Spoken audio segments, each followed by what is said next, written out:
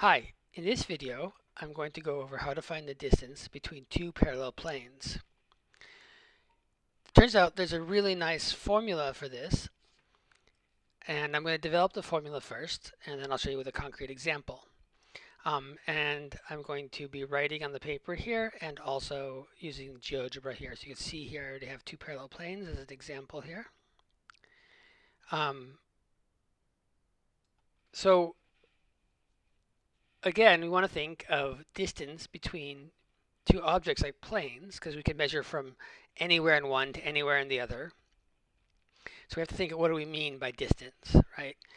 And I can think of it like I'm just going to draw here in the corner. If we think two lines, if we represent the planes, two parallel lines, again, if we have all kinds of distances here. But what we mean by the distance, of course, is the shortest distance, which is the line here or segment, which is perpendicular to both. In this case, lines, but what we're going to be looking at is perpendicular to both planes. That's the distance we talk about when we talk about the distance between them. Now, one way to do this, which is often taught, is to find a point on the plane, any point, and then on one of the planes, and then use the point to plane method to find the distance to the other plane. And that's perfectly okay. It turns out there's a much easier way when you're dealing with two planes, which is quite nice. So what we're going to think about is this idea of something that's perpendicular to both planes. And as we know, hopefully, the normal is perpendicular to the plane. And if we have a formula for a plane, let's say a generalized one here, ax plus by plus cz, and sometimes the d is added here, and sometimes the other side of the equal sign. I'm going to write it like this, equals d. It's not going to actually matter as long as both planes. We're going to call this d1 for the first plane. And in order for the planes to be parallel, A, B, and C have to be the same, or linear multiples of each other. And this is important to remember that I can multiply the whole equation by 2 or 3 or 1/2, and I haven't changed the direction or the plane itself. So sometimes you have to recognize that, but we're going to assume it's in the form where you've changed it so that the A, B, and C are already the same. And the only thing that'll be different here is D2. So if the planes are parallel, you can always change it by multiplying and dividing everything so that these three coefficients are the same. And the only thing that'll be different is D1 and D2. And this is sort of the position. And you can think of the infinite number of parallel planes as they move up and down relative to each other has to do with the difference between these D values here. They all have the same left part of the equation here. And this is because the normal, which we're going to call n, the normal vector, which is a vector perpendicular to the plane, is just a, b, c. And that's very convenient when the equation's in this form. And now we're going to remember that we have the equation of a line. And if we remember the equation of a line, the parametric form in 3D is L, here's a line. We could say it's going to be a point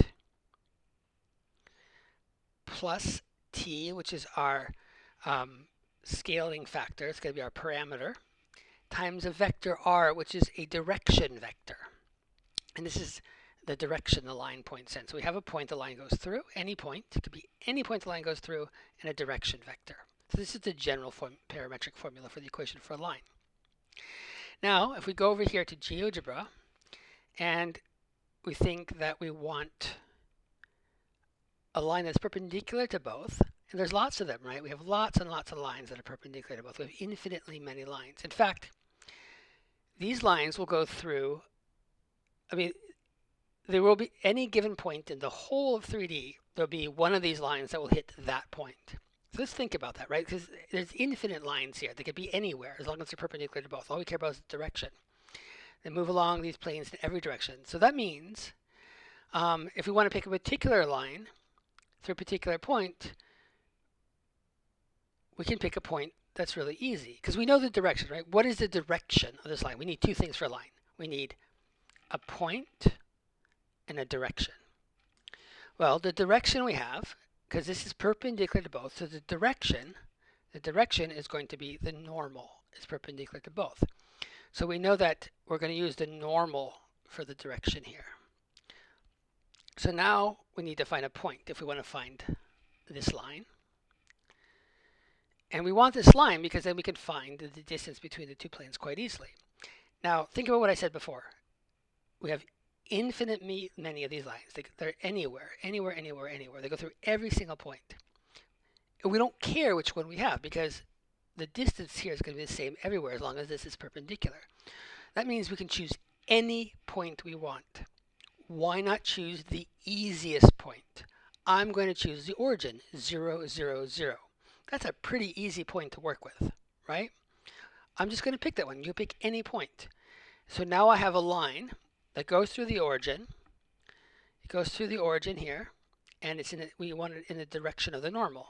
So that line is going to go through the origin, so the point will be 0, 0, 0, and the direction is going to be the normal to the two planes. And we can rewrite this to 0, 0, 0. It's not going to change anything. So this actually means that our line is just going to be t times a comma b comma c, which we can also write if we want as ta comma tb comma tc. Well, that's a pretty convenient equation for that line. So what do we want next? We have a line now, a very easy equation for a line that's perpendicular to both planes. No problem. Now we want to find where it intersects each plane. We'll get these 2 points here. These 2 points. We want point B here and point C here where it intersects the planes. Because this is the distance we want between those 2 points. So how do we do that? Well, we have the equation of a line and the equation of a plane. We want to see where they intersect. So we just use these as a system of equations where we do substitution to find out what t equals in this case. So this is if we think of this as our line, then this is our x value, this is our y value, and this is z value at every point of the line. So we could put this x value in, for example, x here, and the y value in y here, and the z value in z here, in both equations. And then we can solve for t. So if we take the first point, and I guess since I use B, C in this diagram, I'll use those here. So we'll take point B, we're going to calculate by putting this into the first equation. So that will be A times TA plus B times TB plus C times TC equals D1. So here we have TA squared plus TB squared plus TC squared equals D1. And that gives us t times a squared plus b squared plus c squared, factoring out the t, equals d1, or t equals d1 over a squared plus b squared, b squared plus c squared. Obviously, since these equations are the same except for the d, we'll call that, in fact, let's call that t1 here, because this is a specific t. So this gives us the coordinate of b. If we're going to say b is the intersect with plane 1, we'll call this pi 1 for the first plane. We'll call this pi 2 for the second plane. So b is the intersect with pi 1. So b is intersect line L and pi 1. So that's going to be t1 is that. So we could think about putting this into our equation here, right? t1. So we're going to have b equals d1 over a squared plus b squared plus c squared, that's t1, times n. Okay, no problem. So if we think about this, the pi 2 here, where we're going to get point C, is everything's the same except that d1 is d2. So obviously, point C is going to equal d2 over a squared plus b squared plus c squared times n, right? Since everything is going to be the same, this calculation will be exactly the same, except it'll be d2 instead. And we'll end up with t2 instead here. But we don't care about that, because now we have these 2 points. So we can think about these 2 points. One way to do it is just to kind of think of it as a vector, for example. And we could say the vector BC. And now we're going to look, if we look over here, what we actually want is this right here. We want this length, right, between V and C. And we can do that different ways, but in this case, we can think of it as a vector between B and C, which of course we calculate by taking the point C minus the point B, which equals, and I'm going to shortcut the algebra here. I'll let you figure out why this works, but it's going to be d2 minus d1 over a squared plus b squared plus c squared. So for some reason I'm dropping these into subscripts, and I don't know why I'm doing that. I apologize. I guess I'm used to writing the subscripts up here. These are squared values, right, because of a times ta is ta squared. Okay, so, and then times the normal vector. So this is the vector that is from, in this case, C to B. The direction doesn't matter because all we care about is the size of this. So we want the size of the vector. So we want the size of BC, which is going to equal, the constant comes out, it's going to be the same. These are just all numbers, so this is just a constant. And then times the size of the normal vector that we used from the coefficients. Now the normal vector is just, right, so I'll write that over here. The size of the normal vector is the square root of a squared plus b squared plus c squared. And that's just because, this has to be an absolute value as well here. Because the distance is positive, of course. This is the length. This value here is just the normal standard formula for the size of a vector in 3-space. So this times that, right? So we have, and I'm going to rewrite this a little bit. So we have absolute value of d2 minus d1.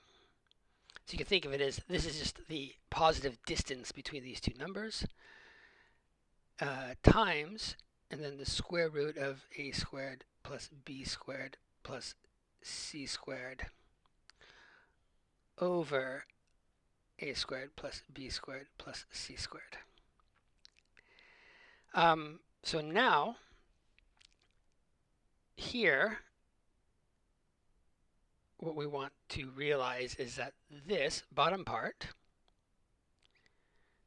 we can actually simplify this a little bit. Again, it sort of depends on what you think is simpler. It's okay to leave it like that. Otherwise, we could just say d2 minus d1 times square root of a squared plus b squared plus c squared. And this, any number is equal to the square root of that number times itself. So this is equal to the square root of a squared plus b squared plus c squared times the square root of a squared plus b squared plus c squared. And of course, we can divide both the numerator and denominator by the square root of a squared plus b squared plus c squared, which gives us the simple formula of the difference between the d values divided by the actual length of the normal vector taken from the coefficients, which is a pretty nice simple formula here. So for example, if we had 2x minus y minus 3z equals 6, and 2x minus y minus 3z equals negative 10, which are the actual two planes I have in this image here. And we wanted to find the distance. If we use this formula, we could just take, for example, 6 minus negative 10. Doesn't matter, negative 10 minus 6. We take the absolute value. So that would be 6 minus 10, absolute value of that, divided by the square root of a squared, 2 squared, plus minus 1 squared, that's that coefficient, plus minus 3 squared. And that is going to equal 16 divided by square root of 4 plus 1 plus 9, which equals 16 over the square root of 14. So that is the distance between those two planes. Thank you.